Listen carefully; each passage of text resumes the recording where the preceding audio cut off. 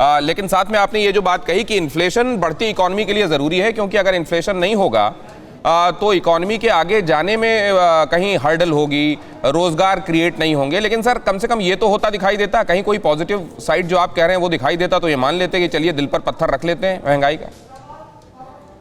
नहीं, देखिए आपकी बात से भी पूरी सहमत हूं। जो ये इन्फ्लेशन है, इसमें जो इसकी जो कंप्यूटेशन है उसमें चेंज की जरूरत है कि ये अभी मार्केट के अंदर जो हम महसूस करते हैं उससे कहीं ज्यादा इन्फ्लेशन देखते हैं। फूड ग्रेन में कह रहे हैं 4.48, लेकिन आइटम ज्यादा महंगी लग रही है। तो ये चीज तो मैं भी महसूस करता हूं कि ये वास्तविक हमारी सिनारियो को नहीं दिखा रहा, पहली चीज। तो इसमें कंप्यूटेशन में स्टैटिस्टिक्स को कहना चाहिए भाई इन आइटम्स को आप इंक्लूड करिए, उन आइटम्स को इंक्लूड करते ये बढ़ जाएगा। तो इसको आर्टिफिशियली नहीं मेंटेन करना चाहिए। मतलब आप ये कह रहे हैं कि जो 4.8 है या 4.6 ये क्लियर कट रिफ्लेक्ट नहीं कर रहा है जो महंगाई की असल में स्थिति है। जो कंज्यूम किया जाता है और अपरिहार्य तरीके से कंज्यूम किया जाता है, आटा, चावल, दाल, टमाटर, प्याज, तेल, ये रिफ्लेक्ट नहीं हो रहा है वहां पर। मैं सावित साहब के पास जाऊंगा, आता हूं। ये अग्रवाल साहब ये नोट करिएगा प्लीज, इस बात पर भी मैं आपसे जवाब लूंगा। लेकिन मैं जरा ये चौधरी साहब से समझना चाहता हूं। चौधरी साहब, किसानों तक पहुंच रहा है पैसा जो दे रहे हैं बढ़ी हुई कीमतें लोग?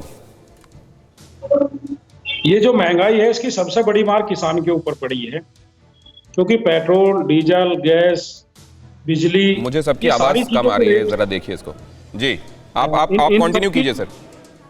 इन सबके रेट तो बहुत ज्यादा बढ़े हैं, लेकिन किसान की जो फसलें हैं उनका रेट बहुत कम बढ़ा है।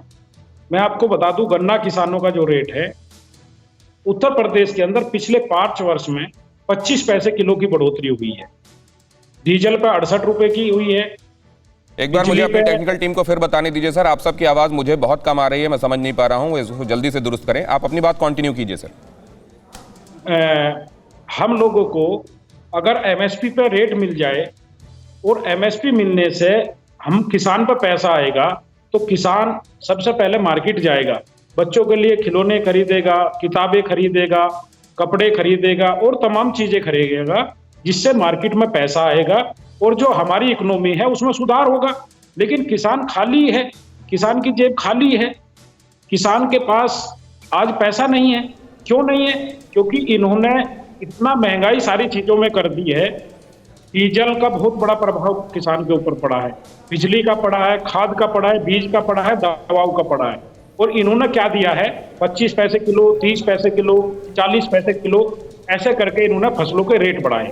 और फिर भी जो रेट बढ़ाए एमएसपी पे, एमएसपी गेहूं की 2015 रुपए आज की तारीख में है, गेहूं हमारा 1400 से 1600 रुपए बिक रहा है। धान हमारा जो है 1100-1200 रुपए में बिक रहा है, जिसके 1940 रुपए है। तो किसान आज की हालत में फटे हाल है और बहुत कमजोर स्थिति में है। चलिए, अगर किसान फटे हाल है, इधर जो कीमत चुका रहा है उसकी हालत खराब है, तो एक्चुअली ये जा कहाँ रहा है? ये इसका कुछ पता आप लोगों को लग पाया है क्या साधना भारती जी? देखिए, हम तो बता रहे हैं ये कहाँ जा रहा है। ये क्या है, इन्होंने जो एक्साइज ड्यूटी बढ़ाई लगातार। कहाँ कांग्रेस के जमाने में डीजल पर 3 रुपए 56 पैसे लिया जाता था, पेट्रोल पर 9 रुपए 48 पैसे एक्साइज ड्यूटी हम लेते थे। क्रूड ऑयल की कीमतें तब $140 प्रति बैरल तक पहुंच गई थी एक समय पर, तब भी हमने दामों को नियंत्रित करके रखा, तब भी तो हमने सरकार चलाई ना भाई, तब भी तो देश में यही जनता थी और इसी तरह की मांग हुआ करती होगी। लेकिन अब आप ये बता दीजिए, हम ये पूछ रहे हैं ना इनसे, इन्होंने एक्साइज ड्यूटी बढ़ाई 2021 में पेट्रोल के दामों में 70 बार बढ़ोतरी कर दी, 69 बार डीजल के दामों में बढ़ोतरी कर दी। अब ये कह रहे हैं, भाई साहब आदरणीय गोपाल जी कह रहे हैं कि हमने अच्छा ठीक है साधना जी, अब देखिए मेरे साथ ना वक्त की थोड़ी सी मजबूरी हो गई है, क्योंकि अरविंद केजरीवाल साहब बीच में बोल रहे थे, वो जाना पड़ा हमको उधर। बहुत संक्षेप में सर 30 सेकंड में अगर आप गोपाल कृष्ण जी ये बता पाएं कि ये कब तक में राहत मिलेगी या नहीं मिलेगी, क्योंकि हम 6% से बहुत नीचे हैं, इसलिए राहत अभी नहीं।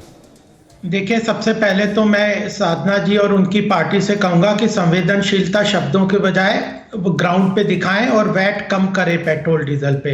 नहीं तो ये शब्दों की मार अपने पास ही रखिए, दूसरों को बोलने की जरूरत नहीं है। और दूसरी बात यह है कि बाजार की व्यवस्था आपने अपने आप यहाँ पे कह दिया कि लोग महंगा सामान खरीद रहे हैं और किसानों को कम मिल रहा है। क्यों? यह जो बिचौलिए हैं, जो बाजार की व्यवस्था वर्तमान में है वो किसानों के हित में नहीं है। उस व्यवस्था में वैकल्पिक व्यवस्थाएं करनी चाहिए। किसानों को यह समझ नहीं आता और कांग्रेस और अपोजिशन उनको बहका के गलत रास्ते पे ले जा रहे हैं।